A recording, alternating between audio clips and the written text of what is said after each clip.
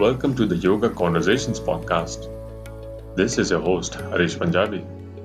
I have been practicing yoga and meditation for the past 3 years. Being its student, I'm exploring this art in greater depths, hoping to dissect its mysticism, trying to make it accessible for all yogis and the ones who are generally interested to start this practice. We talk with teachers, masters, or anyone who practices yoga or meditation and has a huge impact on their lives. We'll get into the weeds of different yoga branches like Hatha, Vinyasa, Yin Yoga, as well as different forms of meditation like guided, transcendental, or gratitude. In the end, yoga happens beyond the mat. Anything you do with attention to how you feel is yoga. Let's begin with the show. Welcome to the Yoga Conversations podcast. Today our guest is Nitin Jain. Nitin has been teaching yoga and meditation for the last 20 years. He has been a wellness coach and a spiritual guide. Based in Mumbai, he does regular yoga classes and meditation classes in fitness centers of 5-star hotels, clubs, corporate offices, and various other institutes. Recently, he has been giving these classes in Goa to help students get their teacher training courses. He has been training in multiple locations like Rishikesh, Kerala, Rajasthan, and Mumbai. So, Nitin, welcome to the show. Yes, thank you, Harish. You've been to multiple locations. How was your experience in all these locations? So, these popular destinations about yoga, like especially Rishikesh, then in Kerala, in Goa, and now even Dharamshala. But I was in Rishikesh for quite a few number of times. I've stayed there for months and months, and it's a very good experience there. It's a very spiritual energy. People from all over the world are there. I understand. You've been to Rishikesh. Yes. I've been once, so I can completely relate to what you've been saying. Means I haven't stayed there for a longer period, but yes, I can relate to what experience you just shared. Yeah. So that, initially I was quite intrigued. That's good. And now they even call it a world yoga capital, if you heard Rishikesh. Yes. It's been called that. Yeah. So, a lot of teachers there, a lot of institutes there. I stayed in various ashrams, one of them Shivananda ashram. And I read quite a good number of books from Swami Shivananda also. You've heard of him? Yes. Briefly, I have heard, but yes.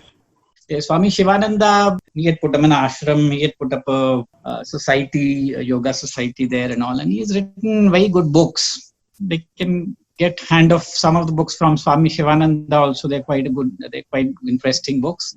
Definitely. He was a very knowledgeable. Then, I went to Kerala also. I did course there.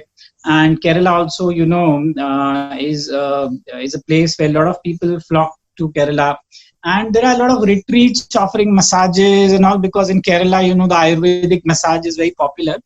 And there are a lot of yoga centers now coming up. That's great. Yeah.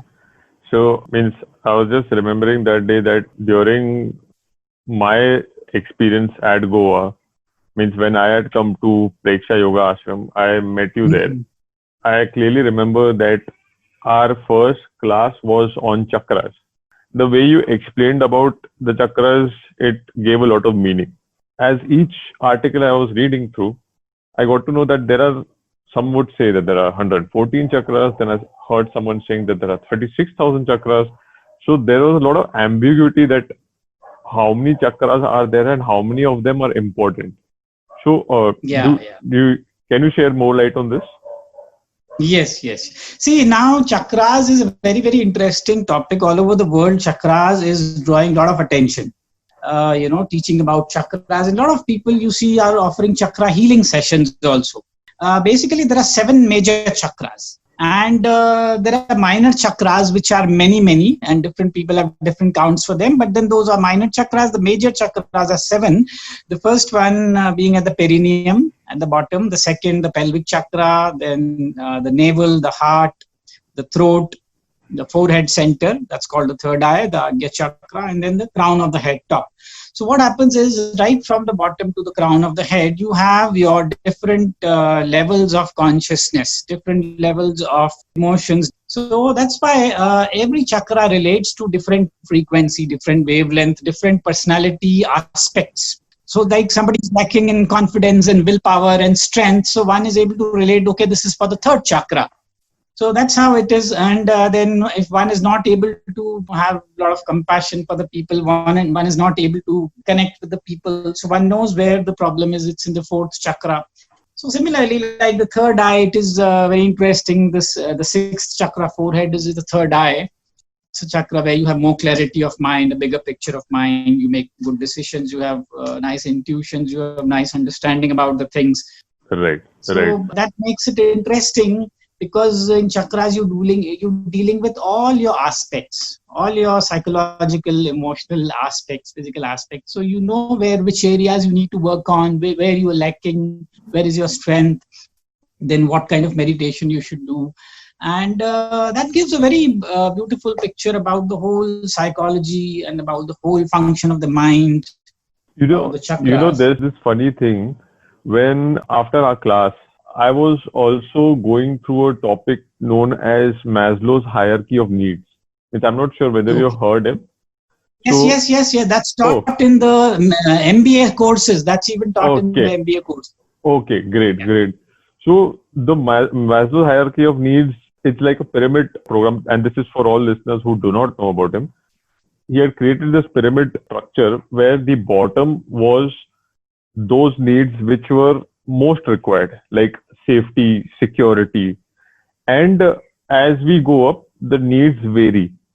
So this structure or this pyramid structure was very much similar to what the chakras were offering.